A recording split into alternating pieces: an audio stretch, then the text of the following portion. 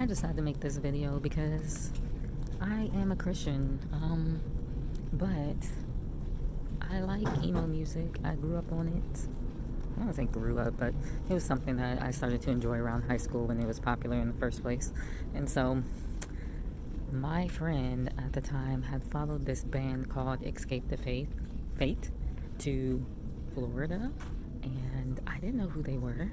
I knew about Fall Out Boy and My Chemical Romance and those guys, but she was way deeper into that scene than what I was. I mean, I was more so into the songs because they were catchy and they sounded good, not actually because I thought there were people that were severely depressed and anxious and cutting their wrist and that kind of thing. I mean, I understand where they're coming from, not necessarily because I'm into suicidal things, but I can feel the emotion behind their music, and that's what was enjoyable for me.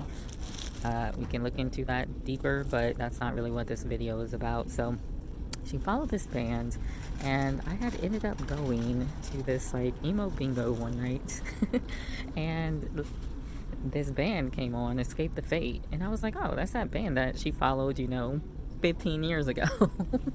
And it was interesting. Like, this lead singer, his name is Ronnie Radke, and I started looking at videos of him. The dude is really talented. Like, he is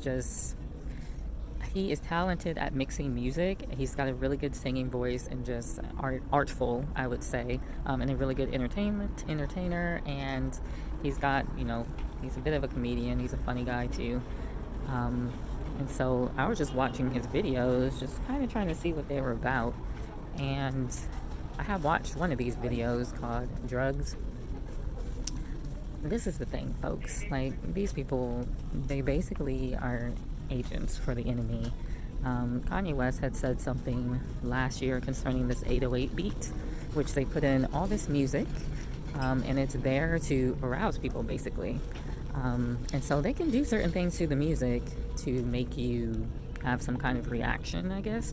And it's true, because some music you listen to, it has a sort of feel, energy, spirit behind it, whatever the deal is.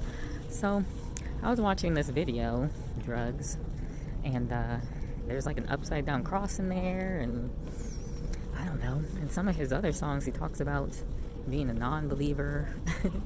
These things are likening themselves to biblical language. You got upside down cross in there, and I don't know, all this antichrist imagery.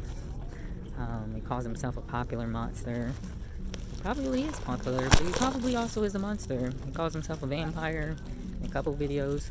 So don't look over these things. Like, he's not lying about what he's saying. He knows spiritually those are the demons that are inhabiting him.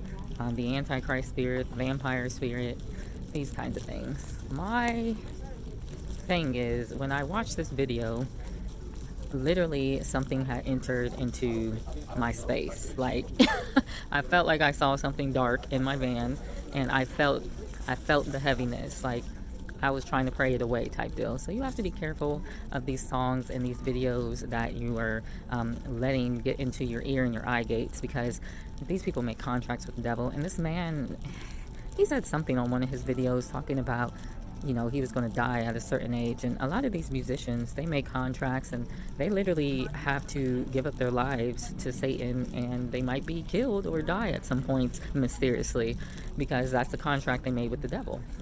So I saw him. He came up on my YouTube again. His whole spirit was just different. Like, he was very drained, it seemed like, and I don't know, times I've seen him in the past, he was very energetic. This time he was like almost like a zombie type deal, and so I don't know what's going on. I mean, it was just different, but I am praying that these musicians repent and turn to God. I mean, I don't know if it's that they don't think that they can, or they feel guilty, or whatever the deal is, but God is willing to welcome anybody into his fold if people would just repent and turn from Satan. He can't do anything if God's hand is on you. If you're saying that I want to give my life over to you, Lord, okay. Solomon, who used to practice all sorts of witchcraft, God was still like letting Solomon live. Like, he was still in contract with God. And so it's unfortunate that a lot of these artists, they end up losing their lives because they probably feel like they can't do anything about their deal with the devil. But I don't think that's true. I think that's probably what Satan wants them to believe, and they believe it because they've been brainwashed or whatever the deal is. Um, so yeah, I mean, I feel like the thing is with this dude, he probably knows his time is coming to an end. He's probably pretty sad about it. He's got a daughter and everything. She probably doesn't know about it.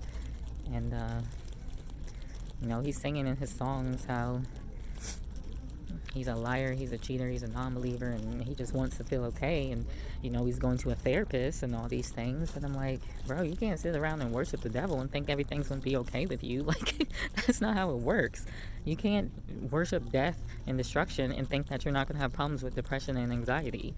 I mean, people want so badly to have one foot in the world and one foot out, and all it does is cause destruction, because God said you can't mix the holy with the unholy, and you can't eat from the tree of the knowledge of good and evil.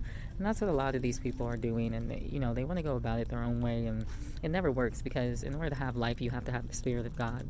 So you got all these people that are worshiping these artists, Ronnie himself included. One person had said he's a god, and I was just like,